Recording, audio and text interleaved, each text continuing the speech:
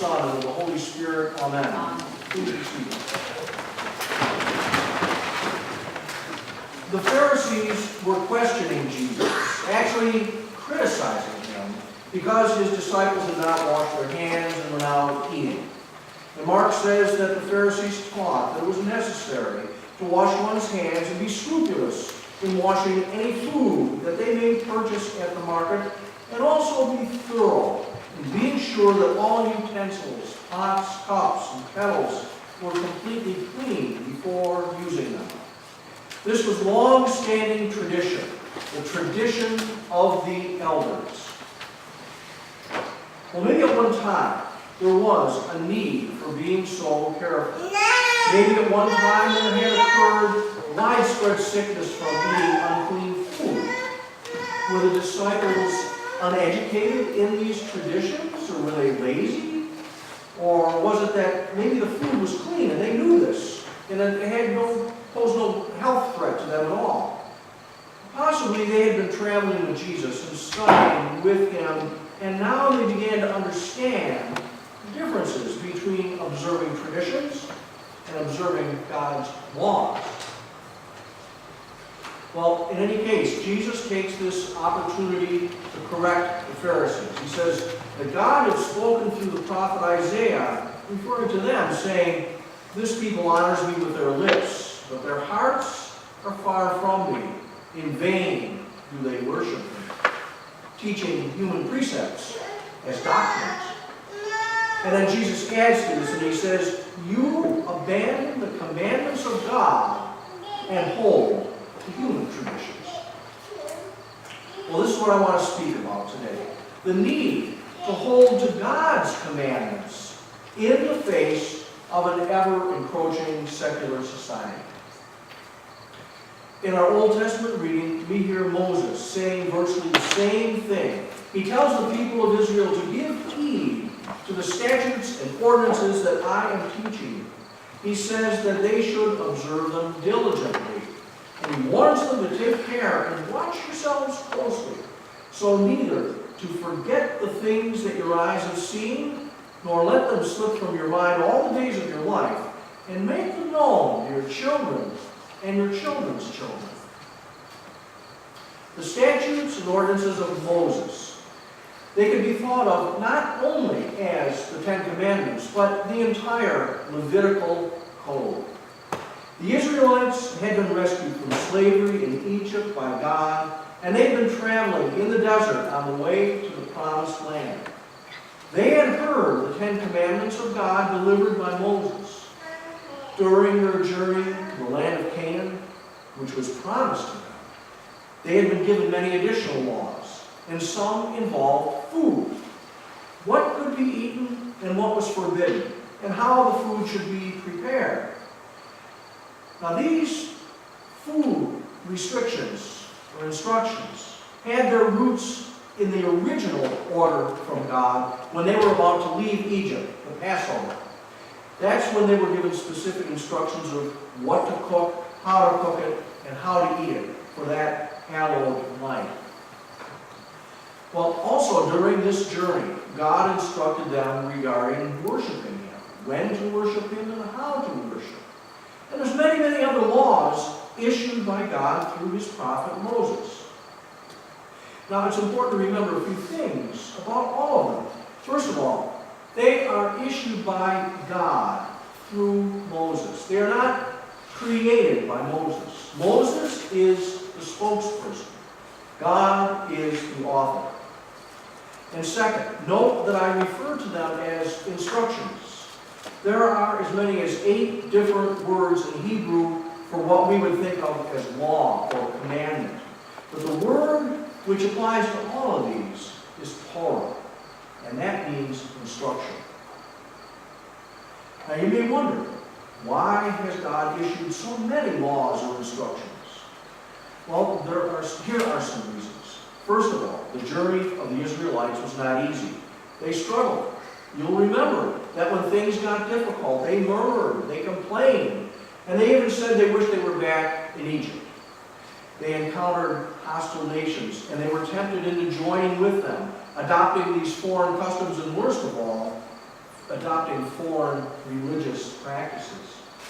And when they fell into these traps, it was necessary for them to be reminded that they were a group of people that God had chosen to rescue, who were promised great things in the future. Now, about all this, Luther says that Moses beautifully repeats and edits into brief compass the whole history, the good deeds and the wonders of God, and at the same time mentioning also the deeds of godless men. He intends to declare the glory and magnificence of God and thus to coax the people to trust the divine goodness and fear His wrath, so that taught by experience they might become ready to receive His law from the heart. For the best preparation of all for hearing the law and for moving the hearer is that which takes place through the evangelical praise of the mercy and wrath of God. Now I want to just speak about that last phrase of Luther. The evangelical praise and the mercy of God. That evangelical praise of the mercy and the wrath of God. Another way to say that would be the mercy and wrath of God is indeed good news. Now, I want to consider one more important verse here. Moses writes, "You shall not add to the word which I command you, nor take from it, that you may keep the commandments of the Lord your God, which I command you." Now, I think this is a verse which has been ignored by those who make our laws, or maybe I'll be a little more charitable. It's been overlooked by those who make laws in secular society and also within the church. There was a time when those making laws in our society looked to God's instructions contained in the Bible. They looked there for answers. And they turned, for instance, to the Ten Commandments. And they wrote laws then that prohibited theft and murder and the bearing of false witness and slander. But let's give thought to where we are today. The preciousness of human life in the womb is no longer protected. There are also laws passed which allow a person to legally end their own life through euthanasia. And also, if you look at the news on any day, you will hear threats and allegations made by one individual against another. Often these are without merit and they go unchallenged.